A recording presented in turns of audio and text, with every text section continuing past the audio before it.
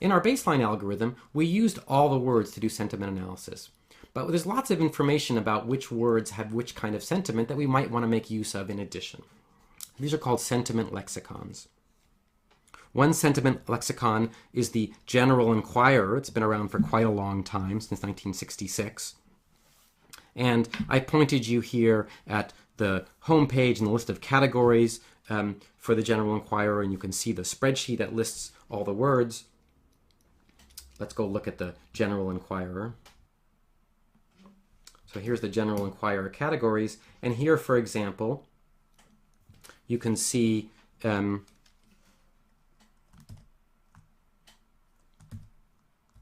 make this a little larger. Here you can see positive and negative lists of words. Let's go look at one of them. Let's look at the positive list. So here's some list of words: ability, abide, able, abound, absolve, and so on. So here's positive words from this sentiment list. So in addition to positive and negative, the General Enquirer also has lots of other lists of kinds of classes of words: strong versus weak, overstated versus understated, words about pleasure, cognitive orientation, all sorts of other words. So we can use it not just for the simple polarity questions that we're talking about right now, but more rich sentiment kind of questions. Luke, the Linguistic Inquiry and Word Count, is a database developed by James Pennybaker and his colleagues. And here we have lots of classes, 70 classes of words talking about negative emotion or positive emotion, words like bad or weird or hate, cognitive processes, all the pronouns, first person, second person pronouns, words having to do with negation like no or never, quantifiers, and so on. And Luke has a small charge, but has a large list of words that people often use for sentiment analysis.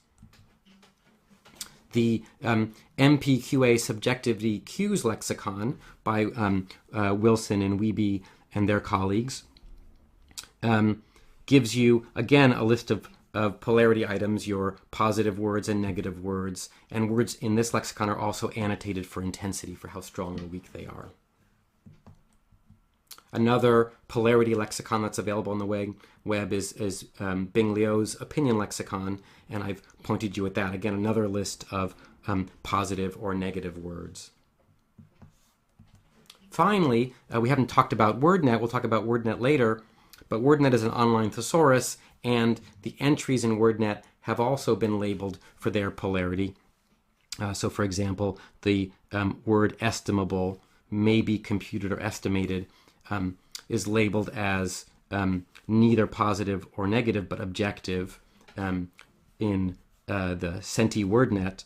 But the word estimable, meaning deserving of respect or high regard, that's a mostly positive, although sometimes not, sometimes objective word. So we can see that each word gets a label for how positive, negative, or objective it is. And again, you can go look at that here, and you have to fill out a form to download that. And we'll talk about WordNet itself a bit later. So each of these lexicons has different things in it, but they overlap in all talking about polarity. And Chris Potts ran a lovely correlation between these, looking at whether the polarity, if a word is in multiple lexicons, does it have the same polarity? And you can see that with the exception of Senti WordNet, which has a whole lot of different things going on in it.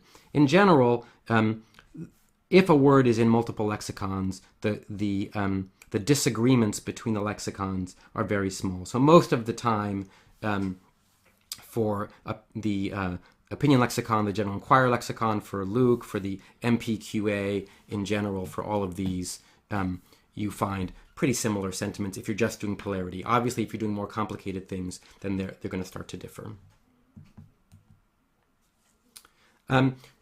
We might want to look at each of the words and talk about what the polarity is of words, the words that we get from these lexicons, if we're looking at a database like IMDb. And there's some nice research by Chris Potts looking at this. So he asked the question, how likely is each word to appear in each sentiment class? And let's look at IMDb, where there's 10 stars. So a word could, like bad, could appear in 1-star reviews with a certain count, 2-star reviews with a certain count, 3-star, and so on.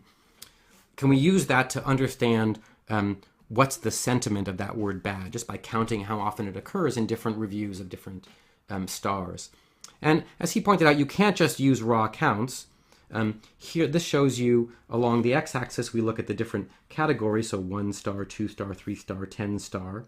And here's the count of times that the word bad occurs, the adjective bad occurs. And you can see it's mostly in 1-star reviews, but it actually occurs more often in 10-star reviews than in 2-star reviews, which seems like a problem because bad should be really a negative word. But that's because there are just a lot more 9 and 10-star reviews or 8 and 10-star reviews than there are 2-star reviews. It turns out that reviews tend to skew positive. So we can't use the raw counts. Instead, we're going to use the likelihood. We're going to take the frequency of the word in the class and we're going to divide it by the total number of words in that class. And that will solve the problem of classes like 9 and 10 in general being bigger, because we're computing the likelihood conditioned on the class size. Now, an additional thing we often want to do is compare these numbers for different words. Some words are very frequent, some words are less frequent, and so to do this, we want to do a scaled likelihood where we take the likelihood of the word given the class and just divide by the probability of the word. So now if a word is particularly frequent or particularly rare, we can still compare them with each other. So we'll compute these scaled likelihoods. And if we look at that, we can see here's the word good or the word amazing. We can see that as for amazing, as review numbers, as the stars go up from 1 star to 10 stars, the word is much more frequently used as we get higher up.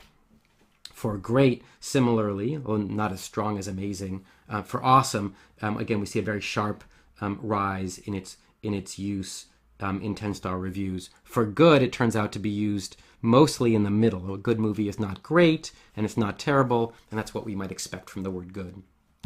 And similarly for bad reviews, so again, a word like depressed more often going to occur in these negative reviews, the 1, 2, and 3 reviews. A word like bad, again, occurring in these 1, 2, and 3-star reviews. Terrible in these 1, 2, and 3-star reviews. So we can look at the review along the x-axis, the review quality 1 through 10, and along the y-axis, this scaled likelihood to see the polarity of the word.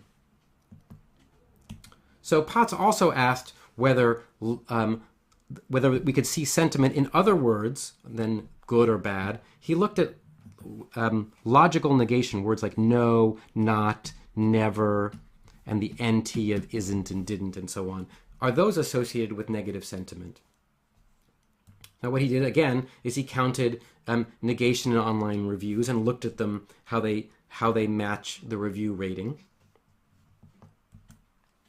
And just like the word bad or the word terrible, you can see that these negation words like no, not, never, occur more frequently in these low star reviews, either in the IMD database or other databases, which are only from 1 to 5 stars. So in these lexicons, we can see lots of words are positive and negative, but there might be more sophisticated features like, let's say, this kind of logical negation also is a good cue for sentiment.